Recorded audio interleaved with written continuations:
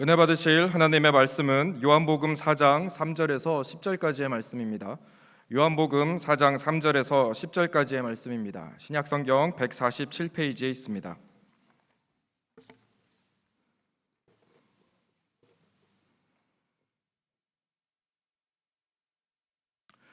요한복음 4장 3절에서 10절까지의 말씀을 합독하시겠습니다. 유대를 떠나사 다시 갈릴리로 가실새 사마리아를 통과하여야 하겠는지라 사마리아에 있는 수가라 하는 동네에 이르시니 야곱이 그 아들 요셉에게 준 땅이 가깝고 거기 또 야곱의 우물이 있더라. 예수께서 길 가시다가 피곤하여 우물 곁에 그대로 앉으시니 때가 6시쯤 되었더라. 사마리아 여자 한 사람이 물을 기르러 왔음에 예수께서 물을 좀 달라 하시니 이는 제자들이 먹을 것을 사러 그 동네에 들어갔음이로라. 사마리아 여자가 이르되 당신은 유대인으로서 어찌하여 사마리아 여자인 나에게 물을 달라 하나이까 하니 이는 유대인이 사마리아인과 상종하지 아니함이로라. 예수께서 대답하여 이르시되 네가 만일 하나님의 선물과 또 내게 물 좀 달라 하는 이가 누구인 줄 알았더라면 내가 그에게 구하였을 것이요 그가 생수를 내게 주었으리라. 아멘. 저는 오늘 본문 말씀을 중심으로 한 여인의 만남이라는 제목으로 하나님 말씀 나누기 원합니다. 같이 한번 제목을 따라해 보실까요? 한 여인의 만남. 이 세상에서 가장 중요한 것이 만남입니다. 초등학교, 중학교, 고등학교 어떤 친구를 만나느냐에 따라서 인생이 바뀌기도 합니다. 어떤 선생님, 어떤 교수님 만나느냐에 따라서 학문적인 깊이가 훨씬 더 차이가 날 수 있습니다. 그리고 청년의 때에 어떤 남편, 어떤 아내 만나느냐에 따라서 인생이 바뀌기도 합니다. 제가 호주에서 공부할 무렵에 우리 스승께서 재미있는 이야기를 하나 들려주셨습니다. 저에게 이렇게 말씀하시더라고요. 한 젊은 소년이, 어린 소년이 있었는데 안타깝게도 이 소년의 아버지가 일찍 돌아가셨습니다. 그러니 어렸을 때부터 생계를 책임져야 됐습니다. 뭘 할까 고민하다가 옷을 만드는 것을 배우기 시작했습니다. 그래서 양복점에 취업을 해서 열심히 재봉하는 것을 배웠습니다. 그러던 이 소년이 하나님의 은혜로 기도하는 가운데 만으로 17살 때에 작은 양복점을 차리게 되었습니다. 열심히 양복을 만들다가 하나님의 은혜로 구두수성공인 분의 딸하고 결혼을 했는데요. 이 딸이 하나님의 은혜로 너무나 지혜로운 사람하고 결혼을 한 거예요. 책 읽는 걸 좋아하고 글 쓰는 걸 좋아했던 이 아내가 알고 봤더니 남편이 어렸을 때부터 가난해서 학교를 못 다녔기 때문에 글을 못 읽고 글을 쓸 줄도 모르는 것입니다. 그래서 아내가 열심히 글을 알려줍니다. 나중에 회고록을 보니 이분이 아내랑 같이 공부하는 시기가 너무나 행복했다는 거예요. 글을 띄고 나자 책이란 책을 열심히 읽습니다. 공부해서 미국의 테네시주라고 하는 주의 주지사가 됩니다. 상원이 되고 상원 의원이 되고 나중에 이분이 미국의 대통령이 되었습니다. 우리가 잘 아는 것처럼 미국이 전 세계 경제의 약 70%에서 75%의 부를 창출했는데 결정적인 계기가 있습니다. 미국이 러시아로부터 750만 불의 우리가 잘 아는 알래스카 땅을 사게 되죠. 바로 이 대통령이 알래스카 땅을 샀던 우리가 잘 아는 앤드류 존슨이라고 하는 대통령입니다. 사진을 보시면 양복이 아주 멋있습니다. 자, 저분은 아내 잘 만나서 미국의 대통령까지 될 수 있었던 것이죠. 한 여인을 잘 만나도 이렇게 남편이 변화되고 하나님의 은혜 가운데 축복의 길을 걷게 된다면 오늘 살아계신 하나님을 만나는 저와 여러분들은 변화의 은총을 받아 누리게 될 것입니다. 오늘 힘들고 외롭고 너무나 지쳐 있었던 한 가련한 여인에게 우리 주님이 나타나셔서 만나주십니다. 만남은 어느 장소에서 하나님이 그 사람을 만나 주십니다. 크게 두 가지 말씀 나누기 원합니다. 첫 번째로 장소에 관한 이야기입니다. 우리 예수님은 사마리아라는 지역으로 오셨습니다. 그리고 이 불쌍한 여인을 만나 주십니다. 사마리아라고 하는 땅을 잠깐 설명드리기 원합니다. 원래 사마리아 위치는요, 남유다가 이렇게 밑에 있다면 북이스라엘에 위치한 지역이었어요. 그런데 아수르 제국이 이 북이스라엘을 침공하면서 아수르의 정책은 다음과 같습니다. 침공하고 나라를 빼앗고 난 다음에는 여기에 있는 족속들이 단합이 돼서 반항을 하거나 데모를 일으키면 안 되니까 이 지역 사람들을 저쪽으로 다 옮겨버립니다. 그리고 이쪽에 있는 사람들을 이쪽으로 다 이주시킵니다. 그러니 당연히 이 지역이 혼혈 민족이 되겠죠. 이른바 혼혈 정책을 피는 나라가 아수르 제국이었어요. 그러다 보니 사마리아 사람들은 다 딴 데로 이사를 가고 이상한 나라 사람들이 와가지고 잡종이 되어버리게 되었습니다. 그리고 난 다음에 시간이 지나서 알렉산더 대왕이 전 세계를 제패했을 무렵에 역시 다시 한번 사마리아 지역에 있는 사람들을 다른 지역으로 추방 비슷하게 이주를 시키고 또 다른 지역 사람들이 돌고 돌아서 사마리아에 왔기 때문에 남유다에 있는 이스라엘 사람들이 보기에는 이 사람들은 혼혈족이요 이스라엘 사람들과 같은 종교를 갖고 있지 않는 야만인 취급을 합니다. 지난주에 말씀드렸던 것처럼 수로보니게 여인처럼 개 취급을 하는 그런 상황이었습니다. 그러니 사마리아에 있는 사람들은 마음속에 늘 안타까움과 위축된 마음을 가지고 살 수밖에 없었던 것이죠. 오늘날 우리가 이 땅에 살아가면서 사람들에게 손가락질을 받을 때도 있고, 그리고 특별히 주일 예배 마치고 다음날 출근을 하면 다른 사람들이 어제 예배 갔다 왔어? 네, 쫙 째려봅니다. 힘든 시간을 살고 있는 우리 한국의 크리스찬들, 어떻게 하면 새로운 힘과 변화를 창출해낼 수 있을까요? 우리 삶의 현장에 예수님이 오시면 됩니다. 예수님은 남들이 다 가지 않는 지역에 일부러 발걸음을 옮기십니다. 오늘 3절도 유대를 떠나사 다시 갈릴리로 가시는데 4절에 보니 사마리아를 통과하여야 하겠는지라, 예수님은 다른 사람들이 외면하고 힘들고 어려운 지역에 찾아오십니다. 그리고 그 사람들을 만나주시고 은혜를 주시고 변화를 시켜주신다는 것이죠. 그 당시 2000년 전으로 저와 함께 여행을 가보겠습니다. 고대 근동의 특별히 유대 민족은 랍비들, 선생님들의 예법대로 하자면 사마리아 사람은 오늘 본문에 나오듯이 상종도 하지 않습니다. 심지어 사마리아에 있는 지역의 여인과 얘기도 하지 않습니다. 그 당시에는 자기 아내가 있어도 사람들 앞에서 말을 섞지 않았습니다. 그런데 만왕의 왕, 만군의 주가 되시는 예수님이 사마리아 지역까지 찾아가십니다. 제자들조차도 먹을 것을 찾으러 갔다가 다시 와서는 사마리아 지역에 가신다고요? 안 됩니다 하는 지역에 우리 주님 가십니다. 뿐만 아니라 그곳에서 가장 힘들고 어려운 여인과 가셨을 뿐만 아니라 만나서 대화를 하기 시작하십니다. 사랑하는 성도님들, 우리 예수님은 힘들고 어려운 사람을 찾아오시고 대화를 통하여 우리 마음속에 있는 문제들을 해결해 주신다는 것입니다. 이 여인은 남들이 다 낮잠을 즐기는 낮 12시에 물을 기르러 옵니다. 나중에 알고 보니 남편을 5명이나 갈았던 능력 있는 여인이었습니다. 우리 목사님들, 선배님들이 설교하실 때 이런 설교 많이 하시죠. 첫 번째, 남편은 법률가였습니다. 맨날 법률적인 것은 잘 알았지만 여인을 잘 해주지 않았기 때문에 이혼해버렸습니다. 두 번째, 남편은 사업하는 사람이었습니다. 사업을 해서 돈은 많이 버는데 이분이 돈을 번다 보니까 딴 길로 나갔습니다. 바꿔버리자 해가지고 이번에 교수님과 결혼했던 것입니다. 교수님 맨날 책만 보는 것이었습니다. 이렇게 하니 또 여인이 헤어지게 되었습니다. 4번째 남편을 만났는데 또 만족하지 못했어요. 5번째 남편 만났는데 또 만족하지 못했습니다. 사랑하는 성도님들, 우리가 세상 물을 마시면 바닷물과 같아서 또 마시고 또 마시면 또 먹게 되고 또 먹게 되고 그 갈증이 해결되지 않는다라는 것이죠. 저와 여러분들이 오늘 인생의 갈급한 문제 가운데 살아 역사하시는 우리 예수님 만나시게 되기를 주의 이름으로 축원드립니다. 우리 예수님께서는 물이라고 하는 주제로 이 가련한 여인과 대화를 시작하십니다. 여인에게 물을 좀 달라고 하니 이 여인이 예수님에게 이렇게 말씀하십니다.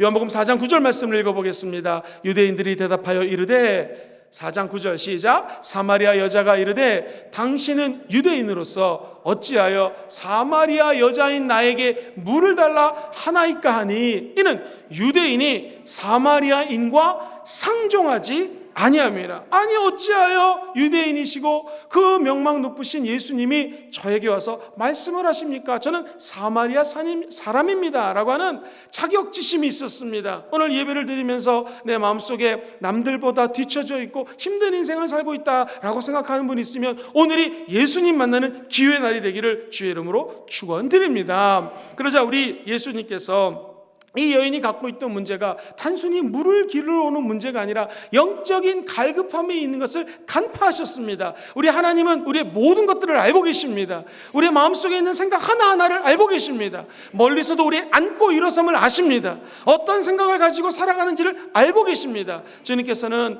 이 물을 달라고 했을 때 이 여인과 어떤 문제를 갖고 있는지를 알고 계셨습니다. 물을 기르러 오는 이 문제가 아니라 물을 통하여 영생을 주기 위한 예수님의 배려하심이 있었다라는 것이죠. 요한복음 4장 15절에 이렇게 말씀하십니다. 여자가 이르되 주여 그런 영생의 물이 있다면 저에게도 좀 주셔서 목마르지도 않고 또 여기에 다시 물을 길르러 오지 않을 수 있도록 좀 도와주십시오 라고 얘기를 합니다. 사랑하는 성도님들, 많은 사람들이 신기루처럼 자기의 목표를 향하여 달려가며 잡는 것 같지만 잡았더니 놓치고 하는 것을 체험하게 됩니다. 무엇인가 좀 얻었구나라고 기뻐했는데 저만치 휙 날아가 버리는 것이 우리 인생이라는 것입니다. 내 입으로 좀 들어왔구나 했더니 샥 도망가는 것이 우리의 삶이라는 것이죠. 그래서 우리의 눈도 우리의 손도 우리의 발도 만족시킬 수 있는 것이 없습니다. 일찍이 솔로몬은 잠언서에 이렇게 기록합니다. 전도서 1장 8절에 이런 말씀을 전해주십니다. 모든 만물이 피곤하다는 것을 사람이 말로 다 말할 수는 없나니 눈은 보아도 족함이 없고 귀는 들어도 가득 차지 아니하도다.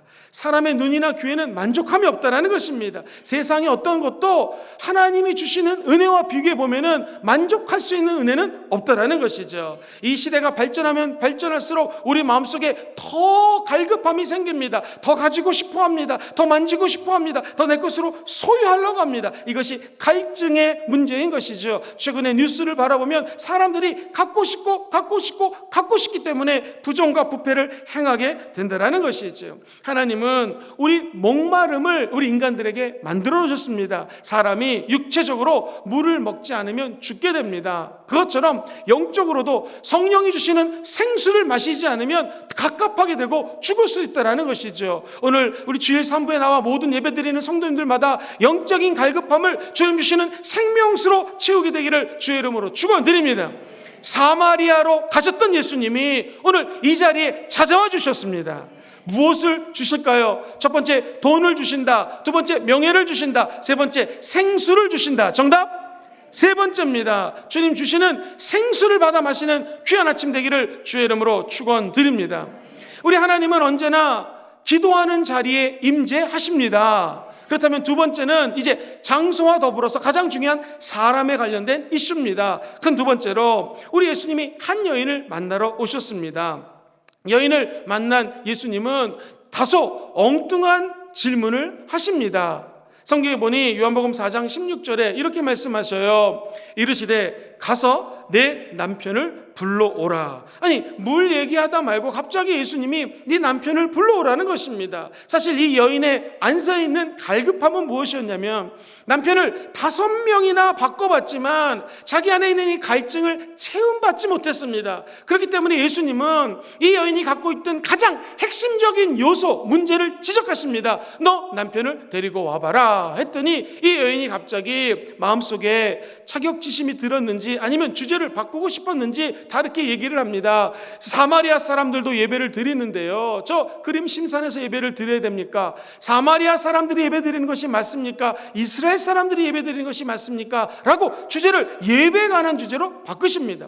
우리 주님은 질문을 하실 때도 아주 명확한 질문을 하십니다. 오늘 저와 여러분들이 기도하다가 성령님께서 명확한 질문을 하시면 아멘으로 화답하시고 거기에 답을 되시게 되기를 주의 이름으로 축원드립니다. 만약 남편을 데려오라 했을 때 맞습니다, 제가 남편을 5명이나 바꿔봤지만 이런 갈급함이 있었습니다 라고 했다라면 우리 주님은 더 은혜로운 상담을 해주셨을 텐데 이 여인이 예배에 대해서 질문을 합니다. 그러자 우리 예수님은 여기도 아니고 저기도 아니고 가장 핵심적인 진리의 답변을 짧게 하십니다. 우리가 너무나 잘 아는 말씀입니다. 하나님은 예배하는 자를 찾고 계시느니 예배하는 자는 따라해볼까요? 영과 진리로 예배할지니라. 영은 성령입니다. 진리는 하나님의 말씀 진리입니다. 오늘 주님이 기뻐하시는 예배를 드리기 원하시는 분들은 아멘 해볼까요? 그렇다면 성령 충만하셔야 됩니다. 두 번째는 진리 대신 말씀으로 충만하시면 된다는 것이죠. 예배는 장소가 중요한 것이 아니라 인터넷으로 예배를 드리든 화명성전에서 예배를 드리든 이곳에 계시든 성령 충만함으로 예배 드리셔야 됩니다. 두 번째, 말씀 충만함으로 예배를 드려야 된다는 것입니다.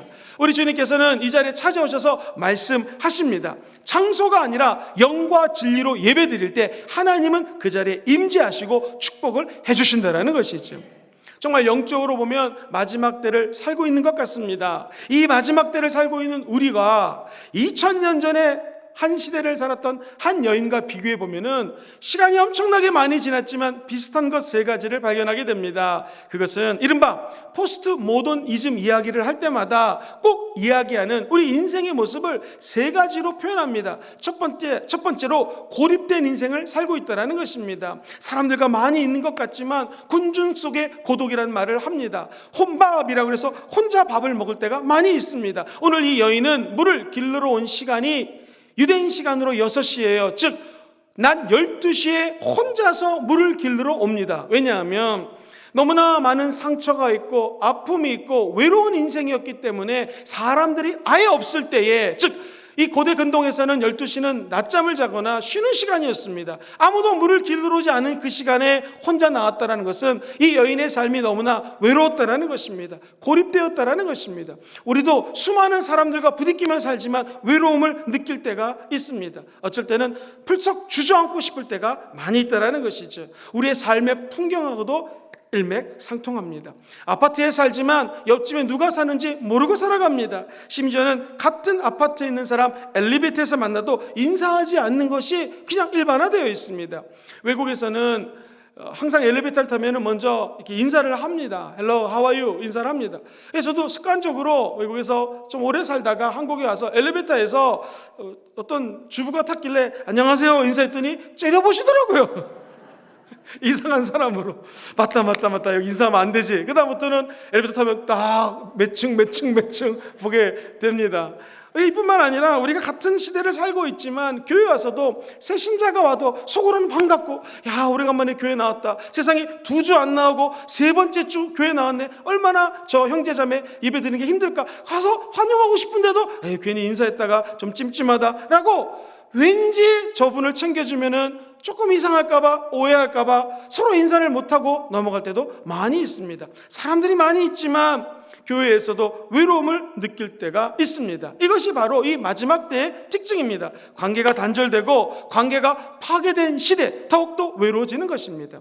찰스 스윈돌이라는 목사님이 이런 책에다가 이런 내용을 적어놨어요. 어떤 분이 신문에다 광고를 했습니다. 누구든지 저에게 전화를 좀 해주세요. 전화번호 몇 번 전화하시면 30분만 얘기해 주시면 제가 5만 원을 드리겠습니다. 이렇게 적어놨다는 것입니다. 저는 오히려 이분에게는 가능성이 있다고 생각합니다. 나 외롭습니다. 나 남편을 5번이나 바꿔봤지만 너무나 힘듭니다 라고 얘기를 하는 사람이 건강하다는 것이죠. 오늘 사람들에게 하지 못하는 우리 마음속에 외로움, 눈물, 슬픔을 우리 신랑 되시는 예수님께 다 고하시는 주일 예배 되기를 주의 이름으로 축원드립니다. 사람들은 우리에게 외로움을 줄지 모르지만 우리 예수님은 외로운 자리에 찾아오셔서 외로운 사람을 만나주십니다. 프랑스에 한 예쁜 여자가 있었는데 너무나 외로워서 죽기로 마음을 먹습니다. 그래서 단식을 시작합니다. 일기까지 씁니다. 점점 내 몸에 힘이 없어져 간다. 이러면 죽는 거 아닌가? 먹고 싶지만 너무나 외롭기 때문에 숙제 먹는 것보다 죽기를 택하겠다. 죽는 거 이렇게 힘든지 모르겠다. 죽기보다는 나는 사실 너무나 외롭기 때문에 외로움이 더 힘들어서 죽겠다. 쭉 일기를 쓰다가 45일째 일기를 마지막 쓰고 이 여인이 죽게 됩니다. 프랑스에서 가장 인기 있었던 모델 중에 피숑이라고 하는 여인의 이야기입니다. 사람들에게 주목을 받고 인기를 한 몸에 받는 것 같지만 이 여인에게는 외로움이 있었다는 것입니다. 영적으로 보면 마귀는 저 여러분들에게 나타나서 너 외롭지? 자녀 키워봤자 무슨 소용이 있느냐? 네 남편, 네 아내 있어봤자 무슨 소용이 있느냐? 부모님이 계셔봤자 뭐가 위로가 되겠느냐라고 우리 마음속에 외로움을 심어주는 것입니다. 이때마다 저 여러분들은 영적으로 속지 마시고 나는 외롭지 않다. 시작! 나는 외롭지 않다. 왜 외롭지 않습니까? 우리 안에 예수님이 계시기 때문에 그렇습니다. 우리 하나님은 저 높고 높은 보좌에도 계시지만 연약하고 부족하고 넘어지고 쓰러지는 우리 안에도 계신다는 것입니다. 하나님은 저 어려운 말로 보좌 위에 계신 것을 초월성이라고 하고요, 좀 어려운 말로 내 안에 계시는 것을 내재성이라고 이야기를 합니다. 하나님은 우리 안에도 내재해 계신다는 것이죠. 오늘 그 하나님이 내재하심으로 말미암아 우리 마음속에 있는 슬픔과 눈물과 외로움이 다 떠나가는 예배가 되기를 주의 이름으로 축원드립니다. 오늘날 현대사회를 살고 있는 우리들은 한마디로 상처난 인생이라고 표현을 합니다. 누구든지 다 상처를 받고 있습니다. 태어났을 때는 싫든 좋든 부모님에게 상처를 받고요. 내가 첫째인데 둘째가 태어나면 동생에게 또 상처를 받습니다. 셋째가 태어나면 또 다른 상처를 받습니다. 초등학교, 중학교, 고등학교 공부할 때도 상처를 주고받는다라는 것이죠. 학자들의 견해에 따르면 상처는 무엇인가? 어렸을 때부터 상처를 많이 받은 사람들은 아무도 믿지 못합니다. 왜? 또 상처를 줄까 봐. 그래서 불신감을 갖게 된다는 것이죠. 두 번째로 정의감이 있는데 어려서부터 너무나 압박 속에서 핍박 속에서 가르침을 견고하게 받은 사람은 좋은 점도 있지만 너무나 부모님이 강압적으로 가르쳤기 때문에 나도 그 말씀을 따라가지 못하면서 다른 사람이 그 행동을 못하면 화가 난다는 거예요. 그래서 과도한 과잉 정의감이라는 게 있어요. 쉽게 얘기하면 내 마음속에 상처가 많으면 너 이것도 못하니? 나 이것도 못하니? 왜 얘가 이 모양이니? 라고 하면서 다른 사람들에게 화살을 쏘게 된다는 거예요. 근데 가만히 보면 그 얘기를 하고 있는 자기 자신도 그것을 지키지 못하는 거예요. 왜 그럴까요? 상처를 많이 받았기 때문에 그렇습니다. 또 하나, 무엇이든지 다 믿지 못하기 때문에 의문부호를 많이 단다라는 거예요. 저 목사님 저렇게 말씀하시는데 저거 진짜 그럴까? 예수님이 죽음에서 부활했다고 진짜 그럴까라고 자꾸 쓸데없는 질문을 갖게 된다는 것입니다. 유대인인 당신이 어찌하여 나에게 질문을 하십니까? 라는 이 한 여인의 고백은 얼마나 마음속에 상처가 많았는지를 간접적으로 알 수가 있습니다. 따지고 보면 여기 사마리아에 있는 사람들도 잘못한 게 없습니다. 사람들이 침공해가지고 이주시켰고 또 다른 사람들이 와가지고 살다 보니 이렇게 인종이 섞였던 것이지 사실 이 사람들이 무슨 죄가 있겠습니까? 그럼에도 불구하고 유대인들은 사마리아 사람들을 짐승 취급합니다. 들어보십시오. 사마리아 놈들의 빵을 먹는 사람은 돼지의 살코기를 먹는 것과 같다. 무슨 말일까요? 우리는 돼지고기 좋아하지만 이스라엘 사람들 돼지고기 먹지 않습니다. 먹으면 큰일 납니다. 저 사람들이 먹는 빵 먹으면 돼지고기 먹는 거랑 똑같다 랄 정도로 핍박을 하고 안 좋게 생각하는 것이 바로 저 사마리아 사람입니다. 그런데 이 상처받는 사마리아 사람들도 예수를 만나자 변화되게 되었을 것입니다. 이 여인이 예수님을 만나자 상처가 치유됩니다. 그리고 바로 달려들어가서 사람들에게 이야기합니다. 여러분, 난 더 이상 외롭지 않습니다. 만왕의 왕이신 예수님을 만났습니다. 할렐루야! 내 마음에 상처가 많았는데 우리 예수님이 내 상처를 치료해 주셨습니다. 그분이 우리의 생명수가 되십니다. 생명의 물을 마십시자 라고 그는 변화되었습니다. 저 여러분들도 오늘 우리의 상처를 치료해 주시는 예수님을 만나서 우리 안에 쓸데없는 상처들이 변하여 치유되는 하나님의 놀라운 은혜를 체험하시게 되기를 주의 이름으로 축원드립니다. 외국 영화를 보면은 이 포스트 모더니즘 시대라고요. 사람들이 제일 잘 쓰는 언어 중에 하나가 I don't care. 한국말로 번역하면 나 상관없어요. 나 몰라요. 그냥 이런 겁니다. 무관심입니다. I don't care. 뭐 내일 아니다라는 뜻이죠. 또 하나는요, leave me alone 이런 말 많이 씁니다. 나 혼자 냅둬, 나 혼자 살게. 왜 그럴까요? 상처가 너무나 많기 때문에 나에게 와서 말 걸지 말라라는 것입니다. 그러나 예수 만나면 변화되게 되어 있습니다. 오히려 상처 입은 자들에게 가가지고 용기를 주고 희망을 주고 은혜를 주는 열매가 맺어지게 될 것입니다. 테헤란이라는 곳에 큰 왕궁이 있는데요, 이런 아치형으로 문을 만들고 벽면에다가 세상에 반짝반짝 다이아몬드를 박아놨대요. 사람들이 너무나 놀라가지고 이 비싼 다이아몬드를 어떻게 박아놨습니까? 했더니 이야기인즉 원래 큰 궁전을 지을 때요, 프랑스에서 아주 좋은 거울이 하나 선물로 들어왔답니다. 근데 이것을 잘못 이동하다가 그냥 그 거울 유리가 쨍그랑 깨져버립니다. 그러니 왕이 당장 갖다 버려라, 아마도 그랬겠죠. 그랬더니 지혜로운 신하와의 만남이 중요합니다. 지혜로운 신하가 이야기하기를, 왕이시여, 저거 깨진 그 유리 파편을 보니 이걸 아예 깨가지고 잘게 깨서 이걸 벽에다 붙이면 반짝반짝 아름다울 것 같습니다 라고 아이디어를 제안합니다. 그랬더니 그렇게 한번 해봐라 해서 예술가들이 이 유리를 다 쪼갭니다. 그리고 그 유리 파편들을 벽에다가 아름답게 조각을 해놨더니 반짝반짝 작은 별, 이렇게 별처럼 빛나더라는 것입니다. 사랑하는 성도님들, 우리도 마찬가지입니다. 누구나 다 상처가 있습니다. 어떻게 될까요? 예수님 안에서 잘게 으깨지고 무너지게 되기를 주의 이름으로 축원합니다. 우리가 죽고 예수가 살면 반짝반짝 작은 별처럼 빛나게 될 것입니다. 그리고 상처받았다고 버릴 필요 없습니다. 우리가 갈아지고 무너지고 낮아지면 영광 가운데 하나님께서 사용하시는 축복을 받게 될 것입니다. 우리 하나님은 낮은 자의 하나님이십니다. 실패의 조각들을 모아서 놀라운 작품을 만드는 것, 하나님의 은혜가 바로 이 작품을 만드는 은혜랑 똑같습니다. 비록 우리는 흠이 있고 넘어지고 상처 많지만 우리 주님 안에 손 안에만 들어가게 된다면 변화되어 하나님이 저와 여러분들에게 마스터피스라고 하는 걸작품으로 변화시켜 주실 것입니다. 세 번째로, 오늘날 살고 있는 우리들은 목마른 인생을 살고 있습니다. 물을 마셔도 목이 마릅니다. 마치 바닷물을 마시면 또 목마른 것처럼 사람들이 목마르다고 이야기를 합니다. 왜 사람들이 알코올 중독이 될까요? 술 한 잔 마시고 나면 또 먹고 싶어서 또 마십니다. 또 2잔, 3잔. 그런데 아침에 술을 깨도 해장술이라고 또 마십니다.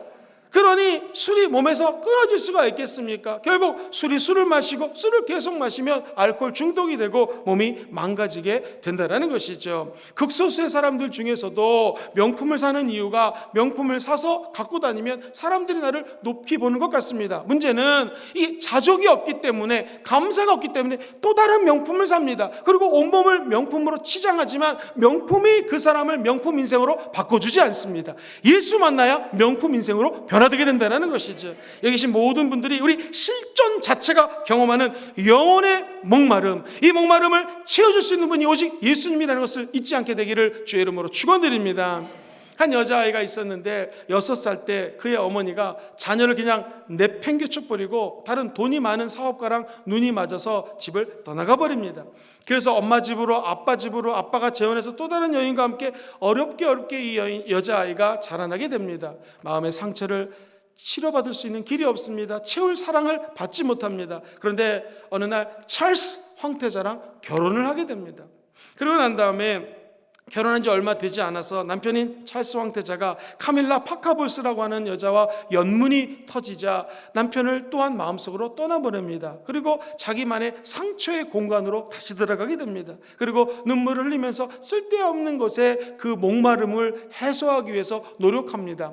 몸을 가꾸는데 1년에 10억 가까이 썼습니다. 머리를 만지는데 몇백만 원을 사용합니다. 그럼에도 이 여인에게는 갈증을 해소할 수 있는 방법이 없습니다. 나중에 거식증 시달리게 되었고요. 다이어트를 했습니다. 근데 또 먹고 또 계속해서 다이어트를 하고 계속해서 애인을 바꿔봤습니다. 그럼에도 이 여인에게는 만족감을 가져올 수가 없었습니다. 결국 이 여인은 비극적인 인생을 맞게 됩니다. 자, 우리가 잘 알고 있는 다이애나라고 하는 이 여인과 오늘 수가성 우물가의 여인과의 차이는 무엇이 있습니까? 둘이 똑같이 상처가 있습니다. 목이 마릅니다. 그런데 수가성 우물가의 여인은 그 결과가 해피엔딩으로 끝납니다. 그 이유는 무엇입니까?